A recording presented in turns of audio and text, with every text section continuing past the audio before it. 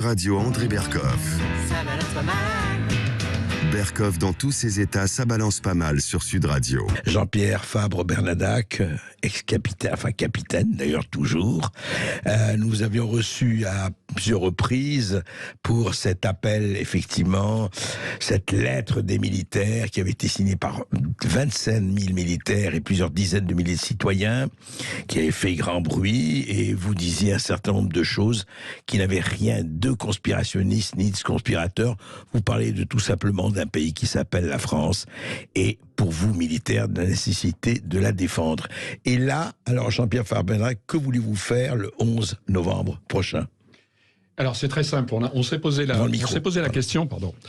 Merci d'abord, Monsieur Berkoff, de m'avoir invité. On s'est posé la question d'essayer, je dirais, de dépoussiérer un peu le 11 novembre. Le 11 novembre, les monuments aux morts, c'est un peu, pour nous, notre bourse du travail, je dirais, avec une spiritualité évidemment complète et totale que n'a pas ce genre d'endroit. Donc on s'est dit, qu'est-ce qu'on peut faire qui va frapper un grand coup ? Qu'est-ce qu'il peut faire pour faire comprendre que la France est dans un état terrible et que les morts nous regardent et voient ce que font les vivants, et les vivants, c'est pas terrible ce qui se passe actuellement. Alors, on s'est dit à ce moment-là que le geste fort, c'était celui de mettre un genou à terre. Alors, je sais bien, on va nous dire, mais attendez, ça a déjà fait, c'est scandaleux, c'est George Floyd. Non, mais George Floyd était une personnalité américaine, et deuxièmement, c'était, je crois pas, une référence particulière. Il a fait de la prison, je reviendrai pas là-dessus. Non, mais pourquoi le mot, oui, je sais très bien qu'on a mis un genou en terre. Mais pourquoi le symbole du genou en terre ? Parce que le genou en terre nous ramène au Moyen-Âge, le genou à terre nous ramène à l'adoubement, c'est-à-dire à celui qui sera le futur chevalier et qui, en fin de compte, devant son suzerain, est là pour marquer à la fois sa soumission. C'est un peu un appel à la chevalerie, quoi, quelque part. C'est ça. C'est l'appel au fait que nous avons un pays et qu'il faut qu'il soit toujours vivant, et on est en train de constater de plus en plus que ce pays est en train de mourir. Donc nous, on veut montrer qu'on a un idéal.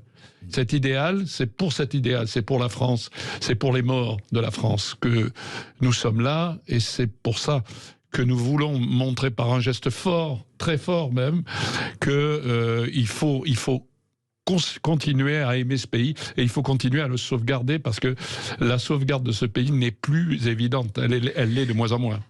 Ici Sud Radio. Les Français parlent aux Français. Les carottes sont cuites. Les carottes sont cuites. Sud Radio Berkoff dans tous ses états. Et je ne suis pas le seul, comme vous le savez, dans tous mes états. Vous l'êtes aussi.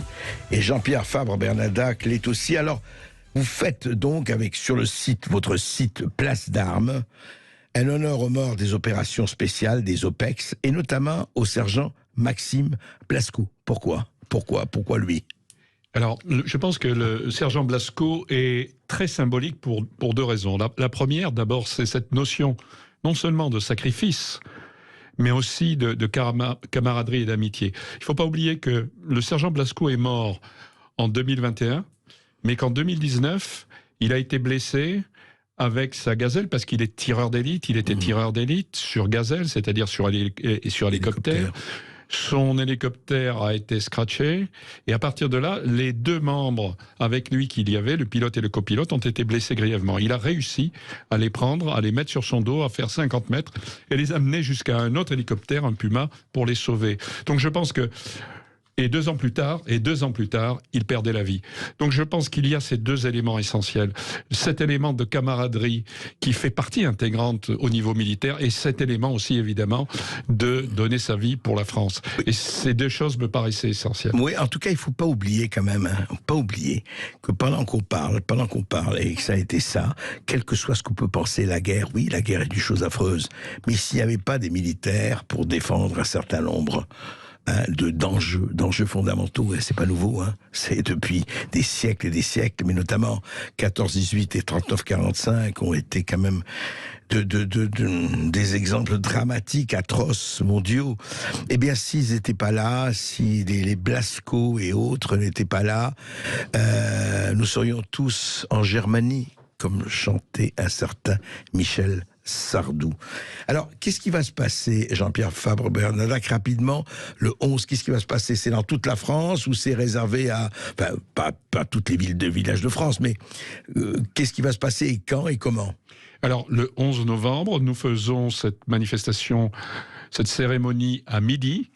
Alors, dans un certain nombre de places, de villes, qui seront possibles de voir.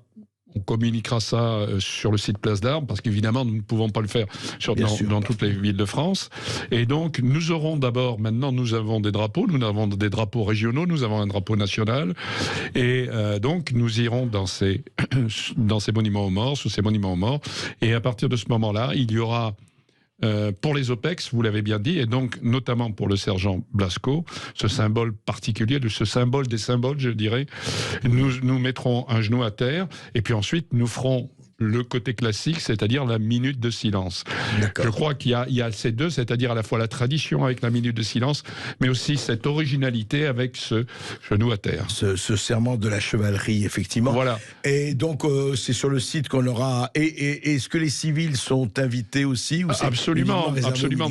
N'oublions pas que je le dis assez souvent, Place d'Armes, c'est un pont entre l'armée d'active, les anciens, et les civils.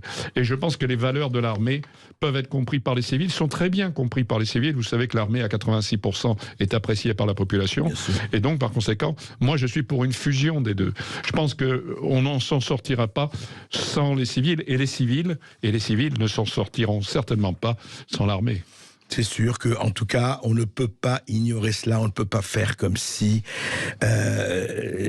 un pays, une nation, des individus, des hommes et des femmes doivent être défendus. On ne peut pas continuer à accepter l'impunité totale à tous ceux qui massacrent des gens qui n'ont rien demandé. Il faut aussi se rappeler de ça. Et je voudrais que vous citiez, que vous disiez ces vers de commandant Frison Roche, de son poème « Pour que vive la France ». Si vous pouvez me le donner, parce que je ne l'ai pas, mais... Allez-y. Voilà. Ces quatre vers sont très symboliques de ce que nous voulons faire. Voilà ce que dit le commandant Frison Roche, qui, je le rappelle, a été lui-même tué. Il était pilote hélicoptère et il a été tué quelque temps plus tard. Son poème s'appelle « Pour que vive la France ». Ô tendre France, douce gardienne de mon baptême, prenez ici ma vie, je vous en fais don. Veillez sur ma famille et tous les gens qu'on aime, et rendez, je vous prie, mon sacrifice fécond. Voilà, je pense que c'est une manière de lui rendre hommage et de rendre hommage à tous ces morts dans les OPEX plus particulièrement. Eh bien, écoutez, c'est ce que vous ferez le 11 novembre. Merci, Jean-Pierre Fabre. C'est moi qui vous remercie.